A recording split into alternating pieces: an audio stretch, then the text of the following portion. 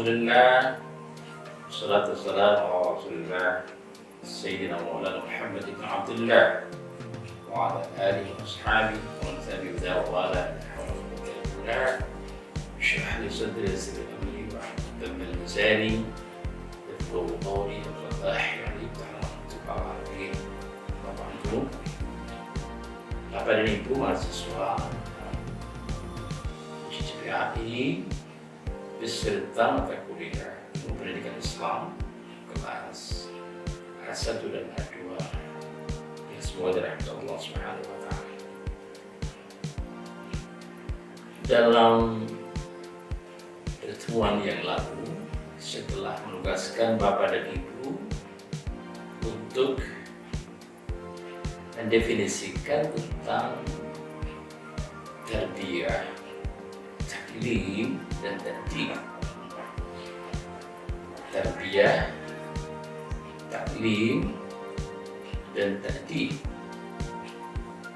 Tiga kata itu sebenarnya hampir sama, ya.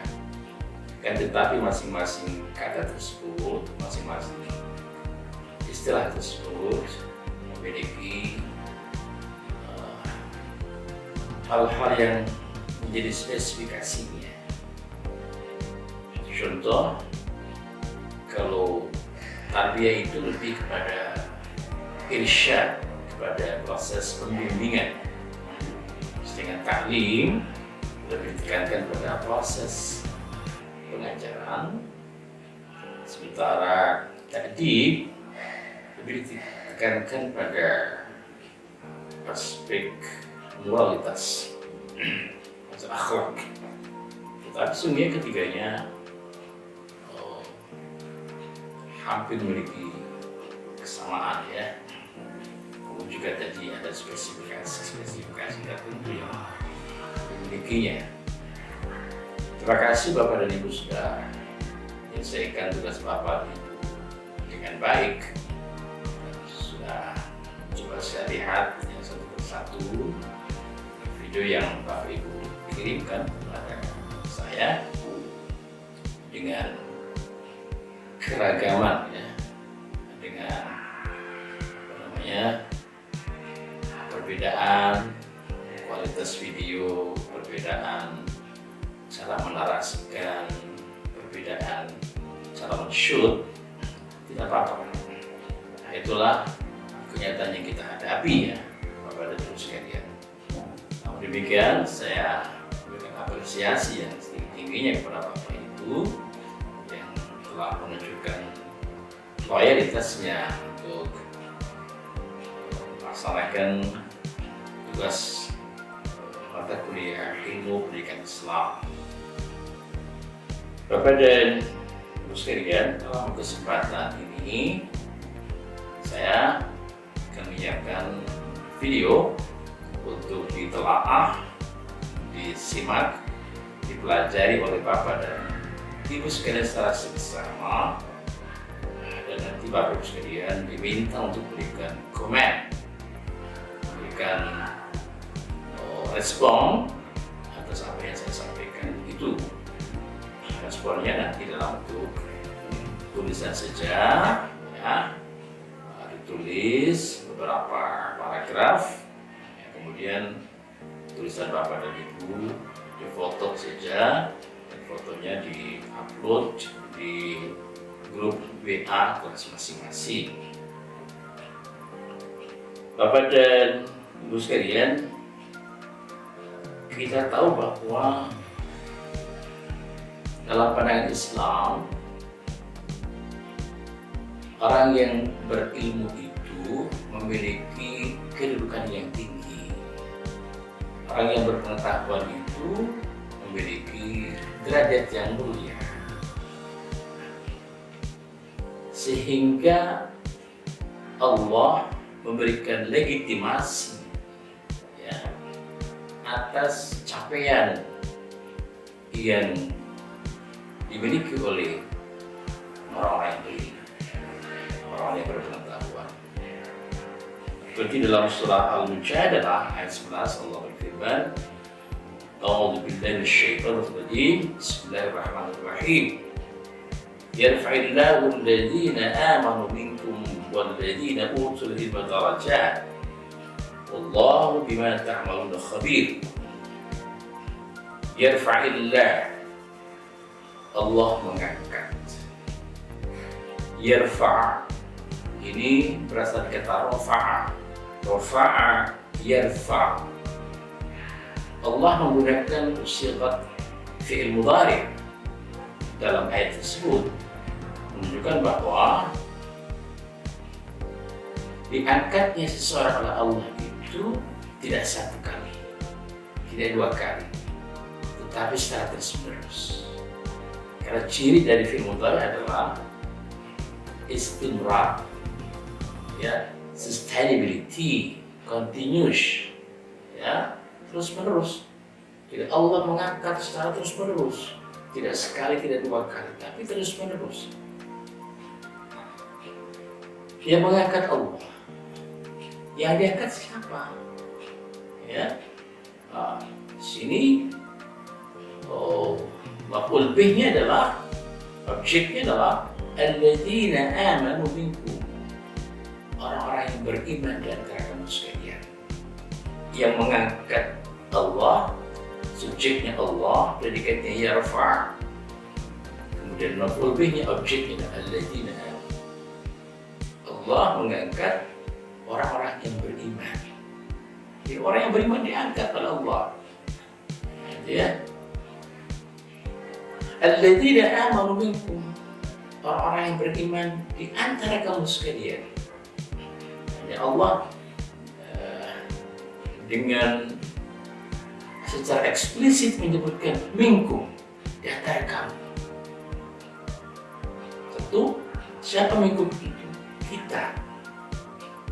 Kita orang-orang mukmin, kita orang-orang yang sudah menyatakan ikrar, ya, akan kepatuhan kita kepada Allah Subhanahu wa Ta'ala.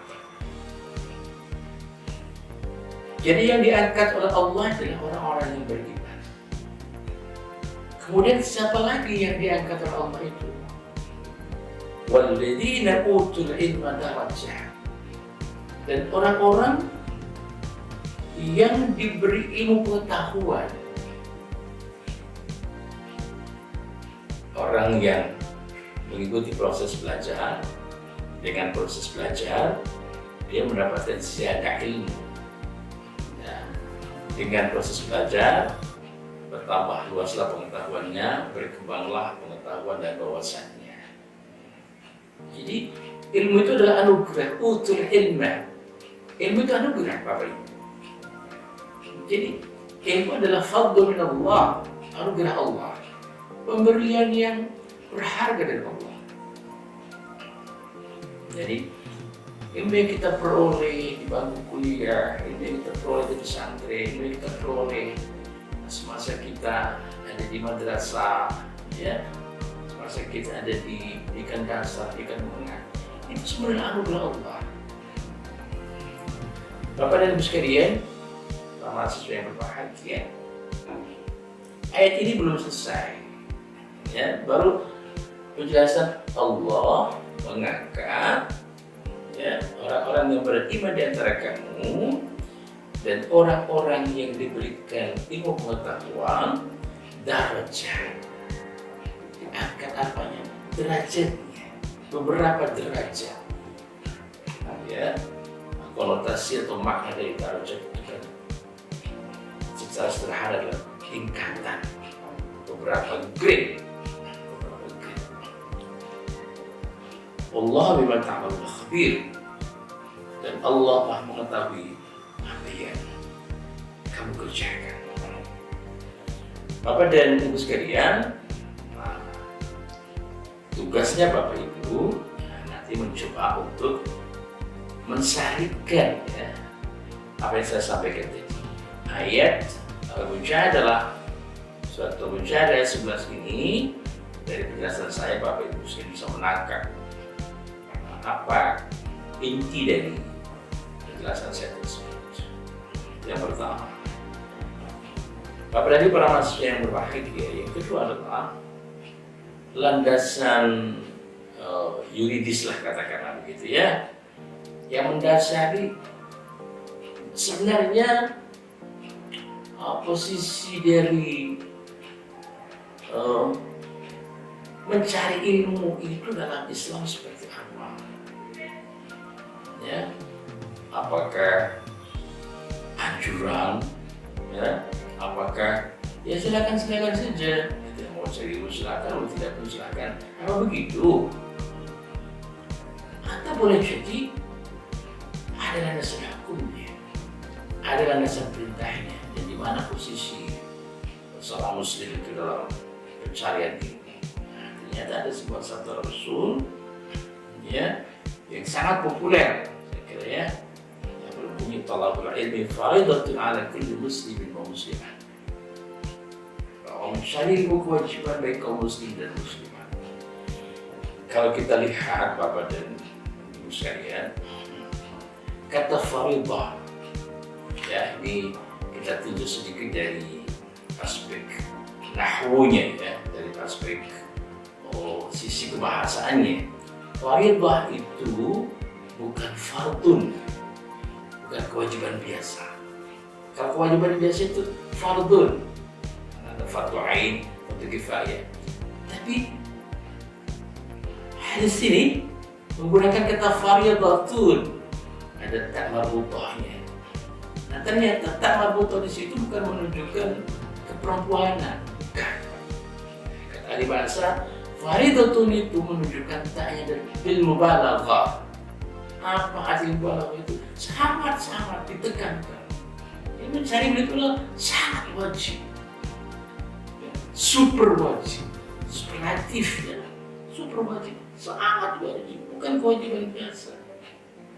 Bukan biasa-biasa saja, harus ditekankan betul. Mengapa ya Bapak sekalian mencari ilmu itu sangat dianjurkan, sangat diwajibkan? Karena kita tahu ya Bapak dan Ibu sekalian, semua persoalan yang kita hadapi ini kan butuh ilmunya. Ya, orang mau bercocok tanam, dia butuh ilmu tentang pertanian. Ya, orang mau berniaga, berdagang, dia butuh ilmu tentang perdagangan. Ya, orang mau ibadah, dia butuh tentang ilmu ibadah. Jadi tidak ada satu aktivitas manusia yang tidak membutuhkan pengetahuan. Semuanya, ya, baik aktivitas sosial, aktivitas kemanusiaan, termasuk dalam aktivitas keagamaan, aktivitas ibadah, aktivitas komputiyah, baik relasi manusia dengan Tuhan, relasi manusia dengan manusia, relasi manusia dengan alam, semuanya meniscayakan untuk ada pengetahuan yang mendasarinya. Nah, inilah kemudian yang melandasi mengapa kemudian bahwa mencari ilmu hukumnya wajib. Nah, utamanya Bapak dan Ibu sekalian, yang sangat diwajibkan adalah mempelajari ilmu pengetahuan untuk ibadah. Nah, yang paling penting ya, yang paling penting bagaimana seorang muslim sholat agar baik, jadi harus tahu tentang ilmu sholat. Seorang muslim agar sedekahnya diterima, dia harus tahu tentang ilmu sedekah. Seorang muslim agar zakatnya diterima, harus tahu tentang ilmu tentang bagaimana berzakat dengan benar. Seorang muslim agar hajinya mabrur, umrahnya mabrurah. Nah, bagaimana mungkin itu semua jika tanpa ilmu pengetahuan yang melandasinya. Bapak dan Ibu sekalian, para mahasiswa yang saya hormati, berikutnya akan saya kutipkan ya, satu ayat Al-Quran yang terkait dengan keteladanan ya, yang terkait dengan keteladanan dalam surah Al-Ahzab ayat 21 ya, Allah Subhanahu wa ta'ala berfirman, laqad kana lakum fi rasulillahi uswatun hasanah, uswatun hasanatun liman kana yarjullaha wal yawmal akhir wa dzakarallaha katsira. Sungguh pada diri Rasulullah benar-benar ada suri teladan yang baik bagimu, yaitu bagi orang yang mengharap rahmat Allah dan kedatangan hari kiamat, serta yang banyak mengingat Allah. Coba saya jelaskan kepada Bapak Ibu sekalian untuk menuliskan kembali ayat ini. Surat Al-Ahzab ayat 21 ya, ditulis kembali. Kemudian coba Bapak Ibu sekalian cari referensi ya,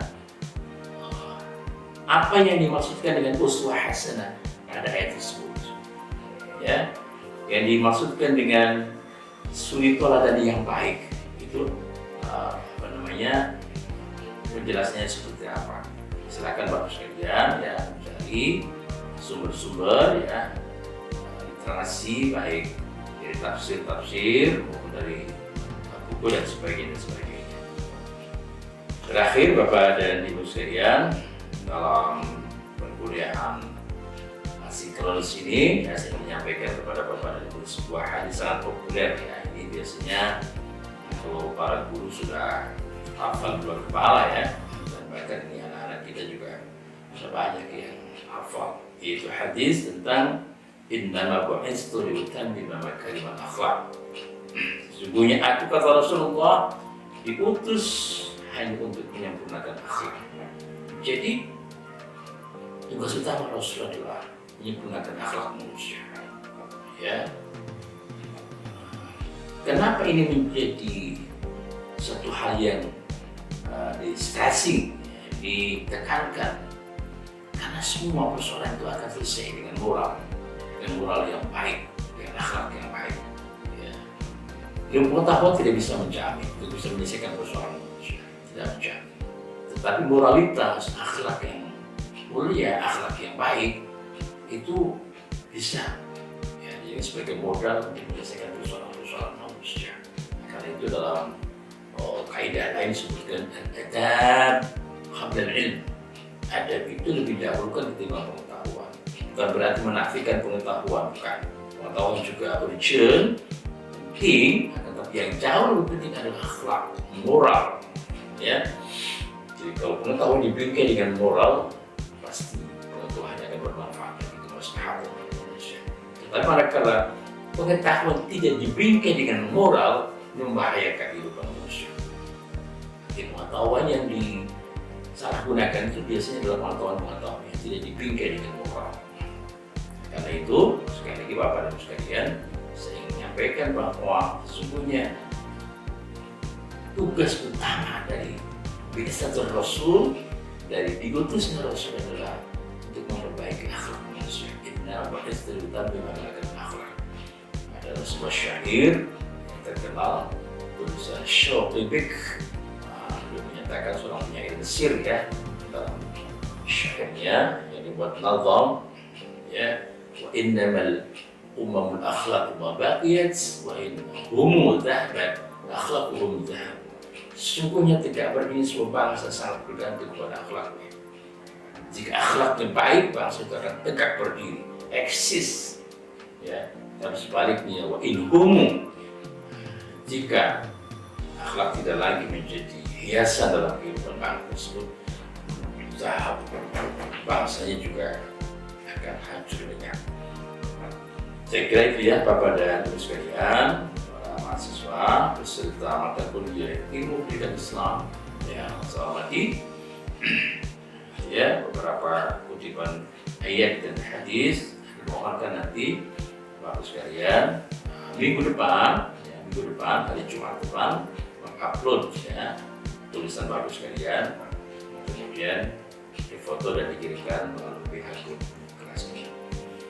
Terima kasih Bapak dan Ibu ya, kesempatan saya menyampaikan di konten ini mudah-mudahan bermanfaat.